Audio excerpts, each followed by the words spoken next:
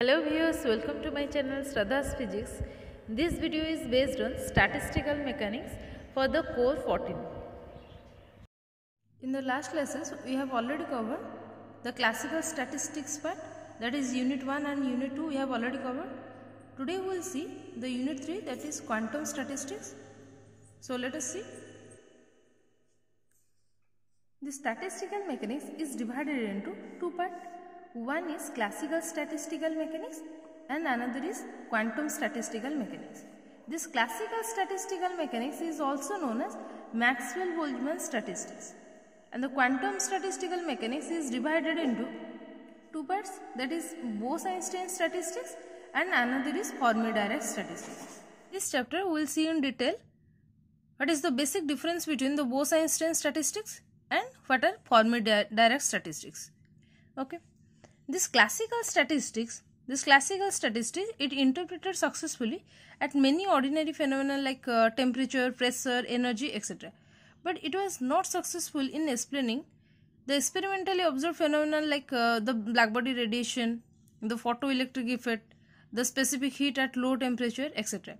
So this failure of classical statistics, it leads to the new concept, that is the new quantum idea of discrete exchange of energy between the systems along with a new statistics that is called the quantum statistics.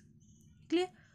So when one thing is failure, then another new thing comes, that is your quantum statistics. So basically you can just remember that in classical statistical mechanics we are dealing with the continuous energy level, whereas in quantum statistical mechanics we are dealing with the discrete energy levels. Now see, what are identical particles? These identical particles are basically known as, identical particles means all are similar in nature, or we can see that indistinguishable particle is also known as the identical particle, or we can say that the slightly difference, it is slightly different than the distinguishable particle. So this particle all have, this identical particle means it have the same mass, charge and spin. For example, the electrons in an atom, these are identical particle. Depending on these physical properties like mass, electron and electric charge, spin, if either of any physical property exists, then we can say that we can distinguish between the particle. And the identical particle possesses the similar physical properties of mass, spin and charge. That's why they are called the identical particle. Identical particle basically means what? Their physical properties like mass, spin and charge all are similar in nature. Since these properties are similar in nature, so you cannot distinguish between the particles. That's why this identical particles is also known as the indistinguishable particle. Now we will see why we switch to the quantum statistics. So what is the need for the quantum statistics? First of all, we have already seen that this statistical mechanics, in quantum statistical mechanics, it is of two types. One is Bose-Einstein, another is Fermi-Dirac. But in classical statistical mechanics, it is also known as Maxwell-Boltzmann statistics. Otherwise, we can say that this Maxwell-Boltzmann statistics deals with your classical statistical mechanics. In Maxwell-Boltzmann statistics, or you can say the classical statistics, it only holds for the system of identical particles that can be distinguished from each other. So the molecules of a gas, they obey Maxwell-Boltzmann statistics, but it failed to account for the certain phenomena like the case of conduction electron in a metal and the photons in the blackbody radiation. Suppose we take a hollow enclosure of a fixed temperature, and if we will fill it with blackbody radiation, then the photons present in it, they move freely, and sometimes they collide with one another and with the walls of the container. So the photons exert the pressure on the walls and they behave like an ideal gas. Clear? The energy distribution of the photons and the electrons present in the blackbody radiation and the metal, they cannot be explained by the Maxwell-Boltzmann statistics. In that case, the new concept arises, and this is called the Maxwell-Boltzmann statistics. Clear? So this, in classical statistics, we can choose the very small size of the cell, and the number of particles per cell, it can be made very small. That is the you can say that this number of particles per cell is known as the occupation index, that is Ni by J. Already we have discussed in our classical statistics. This classical statistics, it deals with the Ni by J is very less than 1. This condition is only for the classical statistics. What this occupation index tells? It tells that the number of particles occupied per cell. The number of particles are occupied in a cell. So it means that the Ni by J is very less than 1. It means that Ni, the number of particles, is very less than the number of cells. If there are a large number of cells and the number of particles is very small, then in that case we apply the classical statistical mechanics. Or we can say that the probability of a cell containing 2 or more particles is negligible. Is that clear? But in case of Ni, when Ni by J is larger than 1, it means that when the number of particles is more as compared to the cell, the number of particles is more as compared to the cell, then we cannot distinguish between the particles.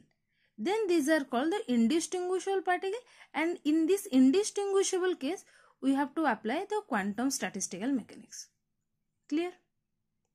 So again I am explaining, unlike this classical statistics, this quantum statistics, it deals with the indistinguishable particle. In classical statistics, we are free to choose the cell size as that of, means it as small as possible. The cell size is as small as possible. The number of particles per cell, it can be made as small as possible in classical statistics.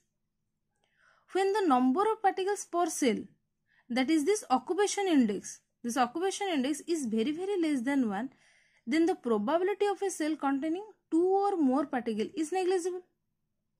Is that clear? So under this condition, we can regard the particle of the system to be distinguishable from one another.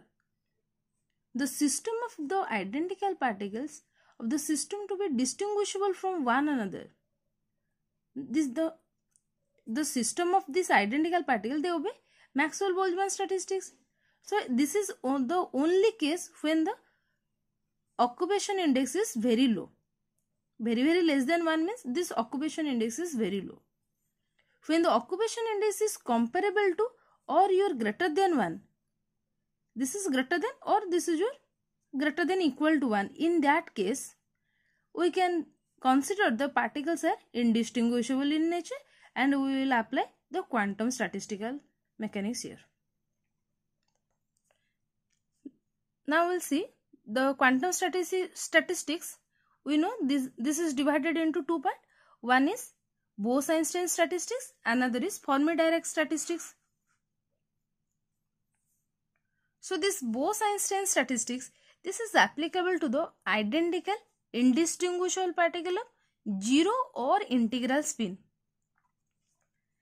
The difference between Bose-Einstein and Fermi-Dirac is they are 0 or integral spin in case of Bose-Einstein, and in case of Fermi-Dirac statistics, the integral spin is half. This is of half integral spin in case of Fermi-Dirac statistics. In case of the Bose-Einstein statistics, the particles are known as bosons, or we can say that the bosons obey the Bose-Einstein statistics. And in case of the Fermi-Dirac statistics, we can say that the particles involved here is called as fermions or the Fermi particle. Since these Fermi particles obey this Fermi-Dirac statistics, we call it as fermions.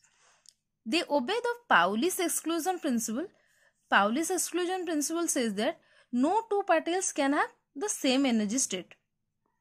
So here, in case of Bose-Einstein statistics, the example are the photons, helium atoms at low temperature, etc.